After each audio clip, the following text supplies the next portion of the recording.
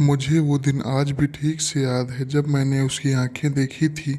सफ़ेद और बड़ी बड़ी आंखें जो मुझे घूरे जा रही थी। मैं कुछ देर तक उन आंखों में ही देखता रहा, किसी पुतले की तरह खड़ा था। कुछ देर तक अगर मेरा छोटा भाई अमित मुझे ढूंढते हुए वहां ना आता तो ना जाने तब मेरे साथ क्या हो जाता। वह साल 1996 का था, लेकिन इसकी शुरुआत कुछ महीने पहले ही हुई थी। हालांकि मैं मुंबई में रहता था, लेकिन मेरे घर के हालात कुछ ठीक नहीं थे, तो मेरे पिताजी ने मुझे मेरी पढ़ाई के लिए गांव में मेरे चाचा के पास मुझे भेज दिया। हमारे गांव का घर काफ़ी बड़ा था। वहां आराम से 4 से 5 परिवार एक साथ रह सकते थे, तो पढ़ाई करने के लिए अच्छा माहौल था। लेकिन उस रोज़ मैंने जो देखा उसका संबंध सोनू से है। सोनू हमारे ही गांव का एक लड़का था जो 8वीं तक मेरे ही क्लास में मेरे साथ पढ़ा था। असल में वो इतनी बार फेल हो गया था कि मुझसे 6 साल बड़ा होने के बावजूद वो 8वीं कक्षा तक ही पहुंच पाया था। वो दिमाग से थोड़ा कम था और बहुत ही गुस्सैल भी था। इकलौता होने की वजह से उसे बहुत लाड प्यार से पाला गया था। जब वह उसे गुस्सा आता उसे अपने आप पर काबू नहीं रहता था, इसलिए हम कभी भी उसे अपने साथ खेलने नहीं देते थे। वो हमेशा किसी न किसी से झगड़ा करता था या फिर किसी को मारपीट करता था। उसका घर गांव के बाहर के रास्ते से ही लगा था। जैसे जैसे वो बड़ा होता गया, उसके घर वाले भी उसकी हरकतों से तंग आ चुके थे। कभी कभी वो बहुत अच्छे से रहता था, अच्छे से बात करता था, लेकिन कभी कभी अचानक से उसे दौरा पड़ जाता था। वो किसी की नहीं सुनता था, बच्चों को और लोगों को मारपीट करता था। तो इसके घर वालों ने सोचा कि अगर उसकी शादी कर दी जाए तो शायद वह ठीक हो जाए। गांव के कुछ बड़े बुजुर्ग लोगों का ये भी कहना था कि उसकी शादी करवा दो। तो एक रोज उन्होंने उस पागल सोनू की शादी कर दी। अब ज्यादातर गांव वालों को जो डर था वही हुआ। पहले ही रात उसने अपनी पत्नी को बहुत मारा, उसके बदन को नाखून से खरोंचा और इसलिए अगले ही दिन वह लड़की घर छोड़कर भाग गई। उस सदमे से सोनू और भी पागल हो गया। अब सोनू के घर के हालात और भी बिगड़ गए थे। सोनू के घर वालों ने उस लड़की को समझाने की कोशिश की और उसे वापस लाने की बहुत कोशिश की, पर वो लड़की एक न मानी। सोनू अब दिन पर दिन और पागल जैसा बर्ताव करने लगा था, तो उसे काबू में रखने के लिए उसके घर वाले अगर कहीं जाया करते थे तो उसको घर के अंदर ही ताला लगाकर बंद कर देते थे। और एक दिन दोपहर में जब उसके घर वाले ऐसे ही किसी काम की वजह से बाहर गए हुए थे, तो उसने अपने आप पर रॉकेट डालकर आग लगा दी थी। वह दिन मैं आज तक नहीं भूला हूँ। वह शनिवार का दिन था। शनिवार के दिन हमारा स्कूल जल्दी छुट्टी हो जाती थी। उस दिन भी मैं हमेशा की तरह मेरे दोस्तों के साथ मस्ती करते हुए सोनू के घर के सामने से जा रहा था कि हमने किसी की जोर जोर से चीखने की आवाज़ सुनी। हमें ये समझने में देर लगी कि वो सोनू की चीखने की आवाज़ अंदर से आ रही है। कोई अंदर से जोर जोर से दरवाज़ा पीट रहा था, लेकिन सोनू को सब अच्छी तरह से जानते थे कि वो पागल है और वो किसी को भी चोट पहुंचा सकता है। तो हम में से कोई वहां पर नहीं गया और हमने वहां जाने की वजह गांव के लोगों को बताना ठीक समझा।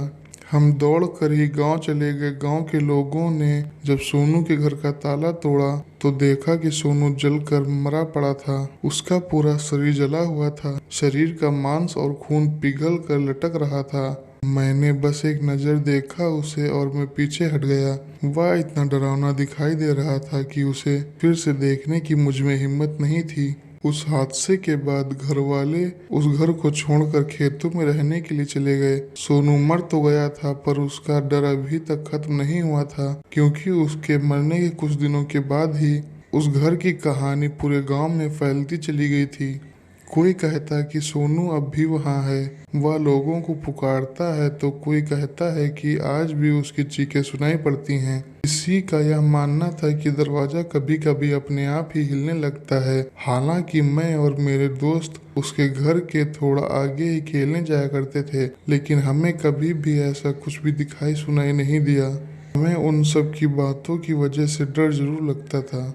तो जब भी हम उस रास्ते को पार करते थे, यानी सोनू के घर के सामने से गुजरते थे, तो हम तेजी से दौड़कर और बिना पीछे मुड़े आगे निकल जाते थे। शायद ये भी एक वजह थी कि हमें कभी कुछ महसूस नहीं हुआ। उस हादसे से कुछ महीनों के बाद मेरा भाई गर्मियों की छुट्टियां मनाने के लिए गांव आया हुआ था और उन्हीं छुट्टियों में मेरी 10वीं की एक्स्ट्रा क्लास भी चल रही थी। मेरा भाई उस समय जब नया नया साइकिल सीख रहा था तो वो कभी कभी मुझे साइकिल से लेने के लिए स्कूल आ जाता था। हालांकि मैंने उसे कई बार समझाया कि ऐसे अकेले मत आया कर। उसे सोनू के बारे में ज़्यादा कुछ पता ही नहीं था और नहीं वो सब बता कर उसे डराना चाहते थे, क्योंकि वो तब बहुत छोटा था। वो बस 7वीं क्लास में था और एक रोज मैं हमेशा की तरह स्कूल से घर वापस आ रहा था। उस वक्त शाम के कुछ 5 बज रहे थे। मेरे गांव के जो दोस्त थे वो स्कूल के ग्राउंड में खेलने के लिए रुके हुए थे, तो मैं अकेला ही घर के लिए निकल पड़ा था। मेरा भाई उस दिन नहीं आया था, तो मैं चल कर ही अपने गांव की ओर जाने लगा था। स्कूल से हमारे गांव जाने के लिए तकरीबन 15 से 20 मिनट लग जाते थे और मैं अपनी ही धुन में चलते चलते जा रहा था। ना जाने कैसे भूल गया कि मुझे सोनू के घर के सामने से जाना है। कुछ वक्त बाद मैं जब सोनू के घर के पास पहुंचा था, मैं उसके घर के पास गया तो मैंने दरवाजा पटकने की आवाज सुनाई दी। मैंने अपनी गर्दन को और नीचे झुका लिया और वहां से अपना नजर चुराने लगा। वो आवाज ऐसी थी कि जैसे कोई दरवाजा खोलना चाह रहा हो। मैंने 4 बार उस दरवाजे को सुना। मुझे लगा कोई होगा पागल जो दरवाजा खोलना चाहता होगा। तो मैंने जैसे ही उस मकान की ओर देखा, मैं अपनी जगह पर ही जम गया। वहां देखते ही मेरे हाथ पांव किसी बर्फ की तरह ठंडे हो गए। मेरी बस आंखों में हलचल हो रही थी, बाकी शरीर किसी मूर्ति की तरह खड़ा था। मैंने उस मकान की खिड़की के अंदर बस 2 आंखें देखी, 2 चमकती सफेद आंखें, और उन आंखों को देखकर मैं अपनी जगह ही जम गया था। वह आंखें बड़ी बड़ी थी। मैं समझ गया था कि कुछ गलत है और मैंने पूरी ताकत से वहां जाने के लिए अपना पैर उठाना चाहा, पर तब मुझे महसूस हुआ कि मैं तो हिल भी नहीं पा रहा हूँ। उस वक्त मुझे डर का एहसास हुआ। वो आंखें अब भी मुझे ही घूरे जा रही थी। मैं बस जोर जोर से सांस लिए जा रहा था। वो एहसास ऐसा था कि किसी चीज ने मुझे चारों तरफ से जकड़ कर रखा है। तभी अचानक से धीरे धीरे दरवाजा खुलने लगा। उस वक्त जैसे मैं इंसानों की दुनिया से कुछ वक्त के लिए बाहर चला गया था। मुझे मेरे आसपास का कुछ भी सुनाई दिखाई नहीं दे रहा था। मुझे बस वो 2 आंखें दिखाई दे रही थी, उसके साथ ही वह खुलता हुआ दरवाजा और उसकी आवाज सुनाई दे रही थी। दरवाजा अब पूरा खुल गया था और मैंने अपने शरीर पर एक तरह का दबाव महसूस किया, जैसे मुझे कोई चीज अपनी तरफ खींच रही हो। मैं उस तरफ खींचा जाने ही वाला था कि तभी मेरा छोटा भाई अमित बिल्कुल मेरे सामने आकर खड़ा हो गया। उसने किसी तरह अपना बैलेंस संभालते हुए साइकिल को सीधे मेरे सामने आकर रोक दिया कि तभी मेरे शरीर से एकदम से वो पकड़ छूट गई और लड़खड़ाते हुए मैं रुकने की वजह से मैं नीचे गिर गया। तो वो मुझ पर सब लोग हंसने लगे। जैसे ही मैं गिरा तो मैंने देखा कि घर की उस खिड़की और दरवाजे दोनों बंद हैं। मुझे तो कुछ समझ नहीं आ रहा था मैंने अभी अभी जो देखा वह सच था या मेरा डर था, क्योंकि एक पल में तो सब नॉर्मल हो चुका था। मेरा भाई अब भी मुझ पर हंस रहा था, तो मैंने उससे कहा कि अरे कुछ नहीं, मेरा ध्यान नहीं था, नहीं तो मैं ऐसे नहीं गिरता। तब मेरे भाई ने कहा, मैं तो कब से तुम्हें हटने के लिए कह रहा था, चिल्लाए जा रहा था, कितनी बार मैंने घंटी भी बजाई, पर तुम थे कि तुमने एक बार भी मेरी तरफ नहीं देखा। तब मुझे एहसास हुआ कि मैंने जो भी देखा वो सच था। मतलब साफ था कि मुझे अब उस घर से संभल कर रहना चाहिए था। उस एहसास के बाद मैंने कई बार मेरे भाई को भी जाने अनजाने में यह चेतावनी दे रखी थी कि कुछ भी हो जाए लेकिन मुझे बताए बिना उस मकान की तरफ मत जाना। कभी कुछ महसूस हो, कुछ भी काम हो तो पहले तो मुझे बताएगा। अकेला कभी भी वहां जाने की हिम्मत नहीं करेगा। और वो हर बार मुझसे यही कहता, हाँ बाबा समझ गया हूँ, नहीं जाऊँगा। मैंने भी तो सोनू के बारे में कुछ सुना है, तो मैं समझता हूँ। उस दिन बाद मैंने कभी भी उस मकान की ओर देखने की हिम्मत तक नहीं की। मैं चुपचाप अपना सिर झुका कर वहाँ से आगे निकल जाता था। और ठीक 8 दिन बाद वह मनहूस दिन मेरी जिंदगी में आ ही गया। मैं उस दिन भी इस स्कूल से अकेले ही जा रहा था। उस दिन मुझे स्कूल से निकलने में थोड़ा ज़्यादा वक्त हो गया था। मतलब अंधेरा सा होने लगा था और मैं तेजी से चलते हुए रास्ते से जा रहा था। उस दिन मेरे गांव के दोस्त मेरे साथ नहीं थे। मैंने उस अंधेरे में भी महसूस किया कि सोनू के घर के पास आया हूँ, क्योंकि वहाँ का सन्नाटा ही इंसान को बहुत कुछ कह देता है। सब एकदम शांत था। मैं हमेशा की तरह अपनी गर्दन झुकाकर बहुत तेजी से वहाँ से गुजरने लगा कि मैंने फिर दरवाजे की आवाज़ सुनी। जैसे ही वह दरवाज़ा धड़ाम से बंद हो गया जैसे ही वह दरवाज़ा धड़ाम से बंद हो गया जैसे ही वह दरवाज़ा धड़ाम से बंद हो गया हो, मेरी सांसें तेज हो गई और मैं थोड़ी और तेज से चलने लगा कि तभी मैंने उस सन्नाटे में एक आवाज़ सुनी। वो आवाज़ ऐसी थी कि किसी का दम घुट रहा हो। मेरे रोंगटे खड़े हो गए, मेरे हाथ पांव भी कपकपाने लगे। मैं उस घर से कुछ कदम आगे बढ़ा ही था कि मैंने किसी की जोर से चीख सुनी। उस आवाज़ को सुनकर मैंने दौड़ना शुरू किया। वहाँ उस मकान की तरफ देखने की मुझ में हिम्मत ही नहीं थी और कुछ दूरी पर ही किसी चीज से टकरा कर नीचे गिर पड़ा। मैंने अपने आप को संभाला और उठकर फिर से दौड़ने लगा कि कुछ दूर जाने के बाद मैं एकदम से एक जगह पर ही रुक गया। मेरे दिमाग में उस वक्त जो ख्याल आया उसे सोचकर मेरा दिमाग सुन्न हो गया, क्योंकि जिस चीज से मैं टकराया था वह कोई साइकिल थी। मुझे मेरे छोटे भाई का ख्याल आया, कहीं वो चीख मेरे छोटे भाई की तो नहीं थी। मेरे पास ज्यादा सोचने का वक्त नहीं था, या तो वो कोई छलावा था जो मुझे उस घर के अंदर ले जाना चाहता था, या फिर मैंने जिसकी चीख सुनी थी वो सच में मेरा भाई ही था। मैं सोचने में वक्त जाया नहीं कर सकता था, कहीं अगर वह मेरा भाई हुआ तो। और यह सोचकर मैं हिम्मत करके उस घर के पास चला गया। मुझे अब भी अंदर से वो चीख सुनाई दे रही थी। मैंने बाहर से मेरे भाई को आवाज दी, अमित। अमित ने भी मुझे पुकार कर चीख कर ही जवाब दिया, और उसकी वो आवाज सुनकर न जाने कहां से मुझ में इतनी हिम्मत आ गई कि मैं अगले ही पल भगवान का नाम लेकर मैंने जोर जोर से दरवाजे को धक्का देना शुरू कर दिया। एक बड़े पत्थर को उठाकर उस दरवाजे पर दे मारा। दरवाजा धड़ाम से खुल गया और मैं अंदर चला गया। अंधेरा होने की वजह से उसमें मुझे कहीं कुछ नजर नहीं आ रहा था, लेकिन उसकी आवाज से सहमा हुआ लग रहा था। मैं उसे ढूंढते हुए घर के अंदर चला गया। तब एक पल के लिए मैंने उन सफेद बड़ी आंखों को महसूस किया, पर मुझमें उस वक्त इतनी हिम्मत आ गई थी कि शायद मेरा गुस्सा देखकर उस परछाई ने भी पीछे हटना ही ठीक समझा होगा। अब डर तो मुझे भी लग रहा था, पर मेरे भाई को बचाने के लिए मैं कुछ भी कर सकता था। कुछ पलों बाद मुझे उस अंधेरे में थोड़ा थोड़ा नजर आने लगा था कि मुझे उनमें एक कोने में डरा हुआ सहमा हुआ बैठा दिखाई दे रहा था।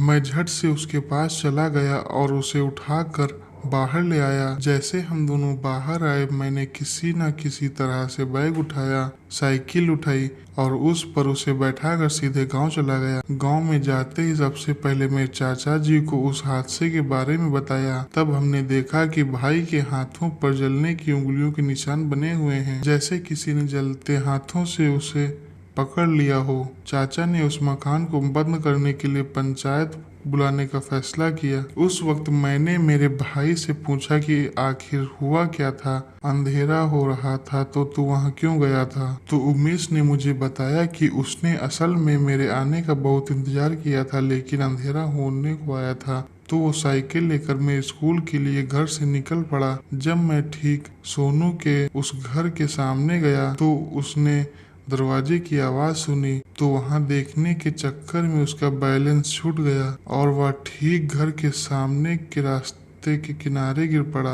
वहां से साइकिल लेकर निकलने ही वाला था कि उसने वो सफेद बड़ी बड़ी आंखें देखी। फिर उसके बाद क्या हुआ उसे कुछ भी नहीं याद है। जब उसे होश आया तो वो उस घर के अंदर था और कोई चीज उस पर हमला करना चाह रही थी। उसी वक्त मैं वहां पहुंचा। मेरा भाई सच में पागल था, आज भी है, पर अगर एक पल के लिए मैंने मेरे भाई के बारे में सोचा ना होता तो उस दिन ना जाने क्या से क्या हो जाता। एक वह साइकिल ही थी जिस वजह से मुझे मेरे भाई की याद आई थी, वरना अगर मैं उस साइकिल से नहीं टकराता तो मैं सीधे घर चला आता। भगवान का शुक्र है कि हम दोनों की जान बच गई। एक वह वक्त था और एक आज वक्त है। आज भी मेरा भाई मुझसे उतना ही प्यार करता है और आज भी मैं। यह घटना उस वक्त की है जब हम एक स्लम एरिया में रहा करते थे। अक्सर संडे की छुट्टी के दिन हम एक खाड़ी के पास क्रिकेट खेलने के लिए जाया करते थे। एक दिन हम हमेशा की तरह खाड़ी में क्रिकेट खेलने के लिए गए हुए थे। वह खाड़ी एक बहुत ही पुरानी खाड़ी थी जहां कुछ साल पहले नमक का उत्पादन किया जाता था, लेकिन पिछले कुछ सालों में वहां नमक बंद कर दिया गया था और तब से बच्चे उस खाड़ी का उपयोग क्रिकेट खेलने के लिए किया करते थे। अब हम सभी सुबह 8 बजे से लेकर दोपहर करीब 12 बजे तक क्रिकेट खेल रहे थे। नमकीन जगह होने की वजह से गर्मी की वजह से वहां पर प्यास बहुत ज्यादा लगती थी और बार बार लगती थी। और उस रोज हम जो पानी साथ लेकर गए हुए थे, दोपहर होते होते वह सारा पानी खत्म हो गया था। सभी बोतलें खाली हो गई थी। तब मुझे और मेरे दोस्त अमन को बहुत तेज प्यास लगी थी। अब पानी के लिए हमारे पास दो ही रास्ते थे, या तो घर चले जाएं या फिर वहां पास ही कुछ 5-10 मिनट की दूरी पर एक सरकारी ऑफिस था जहां बाहर पानी की सीमेंट की टंकी लगी थी। तो मेरे दोस्त अमन ने कहा कि चल वहीं चलते हैं, वहां से पानी भर कर भी लाएंगे और पानी पीकर अपने हाथों को भी धो लेंगे। तो अब प्यास तो मुझे भी बहुत जोर से लगी थी, तो मैं भी उसके साथ चल दिया। हम जब वहां जा रहे थे तो हमने रास्ते में देखा कि किनारे नींबू, नारियल, कई फल वगैरह ऐसी चीजें उतार कर फेंकी गई हैं। अब जाहिर है कि जब कोई ऐसे नारियल नींबू उतार कर फेंकता है तो उसका मकसद अच्छा नहीं होता है, या तो वह किसी का बुरा करने के लिए होता है या फिर अपने आप को कुछ बुरा होने से बचाने के लिए होता है। तो अमन ने जब उस चीजों को देखा तो वहां से चलते चलते उनका मजाक उड़ाने लगा। या आजकल के लोग भी कैसे हैं, किसी भी चीज में विश्वास रखते हैं। ये नींबू को पिन मारने और नारियल को हल्दी कुमकुम लगाने से भी कुछ ऐसा होता है क्या? कुछ भी हो, मैंने कहा अरे अपनी अपनी श्रद्धा है। उसने वहीं के एक नींबू को लात मार के ही कहा अरे श्रद्धा नहीं, अंदर श्रद्धा ही से। और हम वहां से आगे निकल गए। नींबू लुढ़कते हुए थोड़ा आगे चला गया था, लेकिन अमन की इस हरकतों में मैं थोड़ा सा डर गया था। ये भूत प्रेत की चीजों में आप यकीन करो या ना करो, लेकिन डर तो लगता ही है। एक पल के लिए मैंने पलट कर पीछे देखा, पर सब कुछ ठीक ठाक लग रहा था। कुछ वक्त में ही हम उस सरकारी पानी की टंकी के पास पहुंच गए। वहां का जो वॉचमैन था वह उस खाड़ी में खेलने के लिए आने वाले सारे बच्चों को अच्छी तरह से पहचानता था, तो वो भी बच्चों को कभी पानी भरने से मना नहीं करता था। पर गेट के पास जाते ही उसने हमसे कहा आज बच्चों पानी बिल्कुल भी नहीं है, टंकी खराब है। उसके ऐसा कहने के बावजूद हमने सोचा कि कुछ एक आधा बोतल तो मिल जाएगा। हमने नल चालू करके देखा पर एक बूंद भी पानी की टंकी से नहीं निकल रहा था। वो सीमेंट की टंकी अंदर से पूरी सूख चुकी थी। वॉचमैन के पास भी पानी नहीं था। उसने खुद उसके साथ वाले को पानी लाने के लिए कहीं भेज दिया था। आखिरकार हम निराश होकर वहां से वापस चल दिए। वापस जाते अमन का ध्यान फिर से उन सब चीजों की ओर गया। वहां जगह जगह पर पिन लगे हुए थे, नींबू, हल्दी, कुमकुम से भरे नारियल, कई सारी काली कपड़े की गुड़ियां, आटे की गोलियां और न जाने कैसी कैसी चीजें रखी हुई थी। वो सब तंत्र मंत्र से बाधित चीजें थी। वह देखकर न जाने अनजाने में मुझे डर लग रहा था। असल में वो एक सुनसान इलाका था, हमारे स्लम एरिया से थोड़ा दूर, और वो एक बहुत ही शांत जगह थी। वो सब देख मालूम होता था कि लोग अपनी काली इच्छाएं पूरी करने के लिए रात के वक्त इस जगह को इस्तेमाल किया करते होंगे। अब जैसे ही अमन ने उन चीजों को देखा, इस बार उसने हर एक चीज को पैरों से मारना और कुचलना शुरू कर दिया। कभी वो कोई नारियल उठा कर देखता तो कभी उसे दूर फेंक देता, कभी कानों के पास हिला कर देखता तो उसमें पानी है या नहीं, तो कभी किसी नींबू को पैर के नीचे दबा देता, कभी किसी गुड़िया को पैर से मारकर हवा में उछाल देता। ऐसा करते करते उसने लगभग कई सारी तंत्र मंत्र से बाधित चीजों को हाथ लगाया था। कई सारे नारियल तोड़ कर देखे थे, कुछ खराब हो चुके थे, जो अच्छे थे उनमें से पानी निकाल कर पी लिया था। उस वक्त में उसे बार बार यह समझा रहा था कि अमन तो पागल हो गया है क्या? तू घर चल, जितना चाहे उतना पानी पी, पर या ऐसा मत कर। लेकिन अमन कहाँ मानने वाला था, वो अपने ही किए जा रहा था। और आखिरकार ऐसे ही चीजों को मारते उछालते हुए अमन एक जगह पर धड़ाम से नीचे गिर बैठा। मैंने अमन को देखा तो बस अपनी आंखों को बंद करके बैठा हुआ था। वो कुछ वक्त तक हिला तक नहीं। तो मैंने कहा अमन क्या हुआ तुझे? अमन फिर भी एकदम चुपचाप बैठा हुआ था। मैंने फिर कहा अमन उठ, पागल है क्या तू? अब तू हद से आगे जा रहा है, यहाँ बैठना खतरे से खाली नहीं है। मेरी बात सुनकर अमन ने 3-4 बार अपनी गर्दन को गोल गोल घुमाया और फिर अपनी दोनों आंखों को मुझ पर रोकते हुए मुझे घूरने लगा। इस बार मुझे उसकी हरकतें देख उस पर शक हुआ कि यह कुछ अजीब बर्ताव कर रहा है। फिर मैंने उसे आवाज नहीं दी, सोचा कि हाथ से उठा कर देखता हूँ, और मैं अपना हाथ उसकी ओर बढ़ाने ही लगा था कि अपनी आंखों को बड़ा बड़ा कर वह गोल गोल घुमाने लगा। मैंने अपना हाथ वापस पीछे ले लिया और उससे कहा, अमन पागलपन मत कर, मैं जानता हूँ तू जानबूझकर यह सब कर रहा है, तो मुझे डराने के लिए यह सब कर रहा है ना। तो पहली बार अमन ने मेरी बात का हंसते हुए जवाब दिया, तुझसे किसने कहा कि मैं अमन हूँ? मैं अमन नहीं हूँ, यहाँ कोई अमन नहीं रहता, मैं हूँ सिर्फ और सिर्फ मैं। और मैं उस आवाज को सुनकर समझ गया कि अभी तक अमन ने जो भी किया वो सब भुगतने की बारी अब आ चुकी थी। मैं बिना कुछ कहे पीछे मुड़ा, सोचा कि अब दौड़ कर ही जाकर दोस्तों को बताता हूँ, वही कुछ कर सकते हैं। मैंने यह सोचा ही था कि फिर उसने कहा, तेरे दोस्त मेरा कुछ नहीं बिगाड़ सकते, अब यहाँ से अमन नहीं अमन की लाश जाएगी। इस बार मेरी हालत तो और भी ज्यादा खराब हो गई थी और मैं चीखते हुए वहां से भाग खड़ा हुआ। मैंने जाकर क्रिकेट खेल रहे मेरे दोस्तों को वह सारा किस्सा सुनाया कि अमन के साथ वहां क्या हुआ है। पहले तो सब मुझ पर हंसने लगे, किसी किसी को तो वो मजाक भी लगा, लेकिन जब एक एक करके वह सब आ गए तो देखा कि सच में अमन पर किसी प्रेत का साया चढ़ा हुआ है। उस दिन अमन वहां से लोगों के लिए मजाक बन चुका था। अमन बस उस नमक के मैदान के पास जहां वहां पागलों की तरह घूम रहा था, लेकिन उस जगह को छोड़कर कहीं नहीं जा रहा था। उसने हम में से किसी को कोई नुकसान नहीं पहुंचाया, पर वो जो कोई आत्मा या प्रेत था वह अमन की हरकत की वजह से बहुत गुस्सा हो गया था और आखिरकार उसे सबक सिखाना चाहता था। अब हमारे पास एक आखिरी रास्ता था कि अमन के घर जाकर सबको सच सच बता दें। तो हम सब दोस्त उसके घर चले गए और उसको वहां मैदान में जो भी हुआ वो सब सच सच बता दिया। कुछ ही मिनट के बाद उसके घर वाले भी उस मैदान में पहुंच गए। जब उन्होंने अमन को देखा तो घर वालों को अमन यहाँ वहाँ भागने लगा। वो कभी उधर मिट्टी में रेंगने लगता तो कभी उसी में सो जाता था। आखिरकार उसके घर वालों ने और हम सब ने मिलकर उसे पकड़ लिया। ये सब तमाशा होते होते शाम हो गई थी। जब हमने उसे पकड़ा तो वह कभी अचानक से हंसने लगता तो अचानक से रोने लगता, और वो रोते रोते ही वह हंसते हुए कहता, बचा लो अपने अमन को, बस कुछ ही देर में वह मर जाएगा।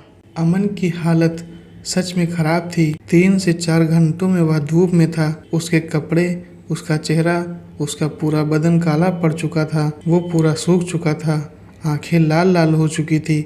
असल में उसके अंदर कुछ भी ताकत ही नहीं थी। शरीर में पानी खत्म हो गया था और जब भी कोई उसे पानी पिलाने की कोशिश करता वह उल्टी कर सारा पानी बाहर निकाल देता था। वो प्रेत उस पर पूरी तरह से हावी हो चुका था। अब हालत ऐसी थी कि उसे अस्पताल भी ले जाना जरूरी था, लेकिन उस पर जो प्रेत आत्मा सवार थी उसे भी उतरवाना सबसे ज्यादा जरूरी था।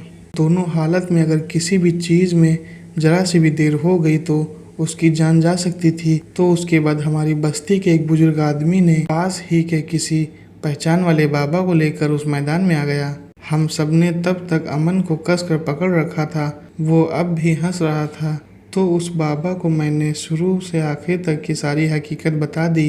बाबा ने सबसे पहले उसे एक ताबीज बांध दिया और कहा कि इसकी हालत बहुत खराब है, इसे बचाना है तो पास ही के हजर बाबा की मजार पर लेकर जाना होगा। तावीज़ को बांधते ही सबसे पहले तो अमन ने खून की उल्टी की। तब उस बाबा ने बताया कि अगले कुछ घंटों में इसको बचाया नहीं गया तो इसकी मौत पक्की है। इसने आज जो भी किया है यह उसकी सजा है। मैं अमन के परिवार के साथ ही सब जगह घूम रहा था क्योंकि मैं अकेला था जिसने अपनी आंखों से वो सब देखा था। जब हम सब अमन को बाबा के मजार पर लेकर चले गए तो अमन पर जो प्रेत आत्मा सवार थी उसने बताया कि अमन ने कैसे उसका अपमान किया था। तो बाबा ने उस प्रेत को उतारने की, उसे भगाने की बहुत कोशिश की, पर वो इतना आसान नहीं था। जब भी वो प्रेत अमन के शरीर से बाहर निकलने लगता उससे बहुत तकलीफ होती। तो बाबा समझ गए थे कि अगर प्रेत को जबरदस्ती से निकाला तो अमन की जान भी जाएगी। तो आखिरकार उन्हें उसे समझाने का रास्ता चुना और उससे विनती की। अमन ने जो भी किया वो पागलपन में किया। वो एक बच्चा है और इन सब चीजों को समझने के लिए छोटा है, तो तुम उसे माफ कर दो। अमन के अंदर शायद जो प्रेतात्मा थी वह जितनी बुरी थी उतनी ही दयावान भी थी। बाबा के समझाने के बाद और अमन के घर वालों ने माफी मांगने के बाद अंधेरा होने से कुछ ही मिनट पहले वो आत्मा अमन के शरीर को छोड़कर बाहर निकल गई। प्रेत आत्मा तो अमन के शरीर से बाहर निकल गई थी, लेकिन अमन की जान को अब भी खतरा था, क्योंकि उसकी हालत इतनी खराब थी कि अब भी उसका बचना मुश्किल लग रहा था। लेकिन उसके घर वालों ने पहले ही एम्बुलेंस का इंतजाम कर दिया था और फिर उसे जल्द से जल्द अस्पताल भेज दिया गया। वो लगभग 2 हफ्ते तक अस्पताल में एडमिट था और उसके बाद जब वो ठीक हुआ तो वह सदमे में चला गया। उस सदमे से उभरने के लिए उसे करीबन 6 से 7 महीने लग गए। लेकिन उस हादसे के बाद फिर कभी भी वो हमारे साथ खेलने नहीं आया। दोस्तों, कौन कहता है कि भूत सिर्फ रात में दिखाई देते हैं, वो दिन में भी दिखाई दे सकते हैं। ये कहानी मेरे चाचा जी की है जो गांव में रहा करते थे। एक दिन की बात है, मेरे चाचा जी सुबह होते ही खेतों में चले गए थे। उनके साथ में वहाँ कोई नहीं था। खेतों का काम खत्म करके वो घर वापस आ गए थे। वो खेतों के बीच से निकलती छोटी पगडंडी से चलते आ रहे थे। तब उन्होंने देखा कि एक औरत एक बड़े से कुएं के पास बैठी है। दिखने में वो कोई बहुत ही बूढ़ी औरत लग रही थी।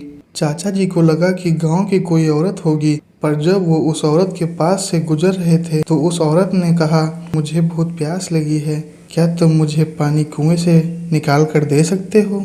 चाचा जी ने सोचा, वह औरत बहुत प्यासी होगी और बुढ़ापे की वजह से कुएं में उतरने से डर रही होगी। चाचा जी के हाथ में जो सामान था उसे नीचे रख दिया और कुएं के किनारे पर खड़े होकर अंदर झांक कर देखा। पानी काफी गहरा था। पानी बाहर निकालने के लिए, उस कुएं में उतरने के लिए सिवाय कोई दूसरा रास्ता नहीं था। अगले ही पल वो कुएं में उतरने ही वाले थे कि अचानक से उन्हें कुछ याद आ गया और वो अपनी जगह पर ही रुक गए।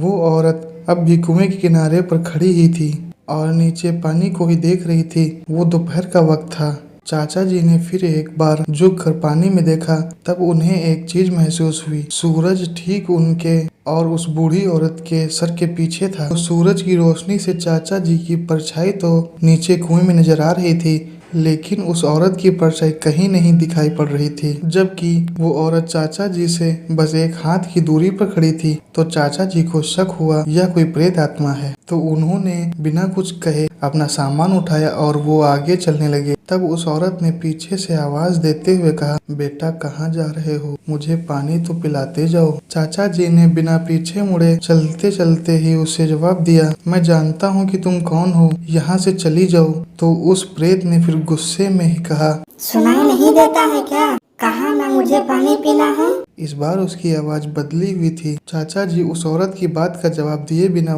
बस आगे चलते रहे। कुछ वक्त बाद उस औरत की आवाज सुनाई देना बंद हो गई। जब चाचा जी उस जगह से दूर चले गए तो उन्होंने पीछे मुड़कर देखा, अब वो बूढ़ी औरत वहाँ नहीं थी। चाचा जी ने ये बात अपने पिताजी को बताई तो दादाजी ने उन्हें बताया कि ये एक तरह का छलावा भी हो सकता है। असल में जिन लोगों की मौत किसी हादसे से या फिर किसी दर्दनाक दुर्घटना की वजह से हो जाती है तो उनकी प्रेत आत्माएं उसी जगह पर भटकती रहती हैं और वो बस कुछ पल के लिए दिखाई देती हैं। अगर उस पल में हम उस जगह से हट जाएं तो वो हमें कुछ भी नहीं कर सकती हैं। अगर आपको हमारी कहानी अच्छी लगी हो तो नीचे कमेंट बॉक्स में जरूर अपनी राय दें। धन्यवाद। नमस्कार दोस्तों, यह एक ऐसा किस्सा है जो कुछ साल पहले मेरे नाना जी ने मुझे सुनाया था। यह उस वक्त की बात है जब देश को आजाद हुए कुछ साल ही बीते थे। जब एक गांव से दूसरे गांव जाना होता था तो लोग ज्यादातर पैदल जाया करते थे या फिर साइकिल का इस्तेमाल किया करते थे। तो एक दिन नाना जी एक जमीन के सौदे की बात करने के लिए एक आदमी से मिलने किसी दूसरे गांव जा रहे थे। शाम का वक्त था और उन दिनों बारिश का भी मौसम था। हल्की हल्की बारिश भी हो रही थी। उस दूसरे गांव का रास्ता एक नदी के पुल के पास से गुजरता था। वो एक पुराना बंद पड़ा पुल था। अब नाना जी पहली बार उस गांव जा रहे थे तो वहाँ के बारे में उन्हें ज़्यादा कुछ नहीं पता था। जब वो उस रास्ते से चलते हुए जा रहे थे तो अचानक उन्हें एक औरत के गुनगुनाने की आवाज़ सुनाई पड़ती है। उस आवाज़ को सुनकर नाना जी ने बस उस रास्ते से नीचे की ओर देखा जहाँ से वो आवाज़ आ रही थी। वहाँ एक औरत अपने पैर नदी के पानी में छोड़कर कोई धुन गुनगुना रही थी। उन्हें वो नज़ारा थोड़ा अजीब सा लगा। कोई औरत एकदम नई हरे रंग की साड़ी पहनकर ऐसी बारिश में एकदम नदी के किनारे क्यों बैठेगी? नाना जी ने आसपास देखा तो आसपास कोई भी नहीं था। उन्हें लगा कि वह औरत वहां कपड़े धोने के लिए या फिर आसपास के किसी खेत में काम करने वाली होगी, लेकिन वो औरत जिस तरह से किनारे पर बैठी हुई थी वो कभी भी वहां से नीचे पानी में गिर सकती थी। तो नाना जी को लगा कि उसे आवाज देकर यह बताना चाहिए कि वो फिसल कर पानी में गिर सकती है। नाना जी ने वहीं पेड़ों की टहनियों को पकड़कर नीचे उतरने लगे। जैसे ही वो कुछ कदम आगे बढ़े, उन्होंने अपने कदमों को उस जगह पर ही रोक लिया। उन्होंने देखा कि बिल्कुल वैसी ही एक औरत पानी के अंदर से बाहर निकल कर आ रही है और हवा में लहराते हुए उस पहली वाली औरत के बगल में बैठ गई है। वह देख नाना जी का दिमाग सुन्न सा हो गया। उनका मुंह खुला का खुला ही रह गया। वो मंजर बहुत ही डरावना था। वो नजारा देख नाना जी वहीं एक पेड़ के पीछे छिप गए और देखने लगे कि वहां आखिर क्या रहा है। अगले ही कुछ मिनट में एक एक कर 3 औरतें एक के बगल में एक किनारे पर बैठ गईं और सारी औरतें एक साथ एक ही धुन को गुनगुनाए जा रही थी। जब ये सब हो रहा था तब नाना जी ने सोचा कि यहाँ रुकना खतरे से खाली नहीं है, यह कोई भूत प्रेत की माया है, यहाँ से जाना ही बेहतर होगा। उन्होंने यह सोचा ही था कि तभी उन सभी औरतों ने एक साथ नाना जी की ओर देखा। वह देख नाना जी की हालत खराब हो गई। नाना जी वहां के छोटे पेड़ों की टहनियों को पकड़कर ऊपर रास्ते पर जाने के लिए मुड़े ही थे कि उन्होंने अपने कानों के पास एक आवाज सुनी, पानी ही हमारी दुनिया है, आओ हम तुम्हें अपनी दुनिया में ले चलें। वो सुनकर नाना जी की हालत और ज्यादा खराब हो गई। उन्होंने पीछे मुड़कर देखा तो वो सारी औरतें बिल्कुल उनके सामने खड़ी थी और उन्हें अपनी ओर इशारा करते हुए अजीब तरह से हंस रही थी। आओ पानी हमारी है दुनिया। नाना जी फुर्ती से टहनी को पकड़ते हुए ऊपर की तरफ जाने लगे। तब भी उन्हें उनके हंसने की आवाज आ रही थी। जब वो ऊपर रास्ते पर पहुंचे तो उन्होंने मुड़कर नदी की ओर देखा तो वो सारी औरतें एक एक कर नदी में पानी में कूद गईं। नाना जी तेजी से चलते हुए उस गांव पहुंच गए। वहां जाने पर उन्होंने उस आदमी को वह बात बताई कि गांव के रास्ते में पुल के पास उनका सामना किसी भूत या चुड़ैलों से हुआ था। तब उस आदमी ने बताया कि वो सभी औरतें कुछ साल पहले वहां डूब कर मर गई थी और उस हादसे के बाद से वो कभी कभार वहां से गुजरने वाले लोगों को नजर आती हैं।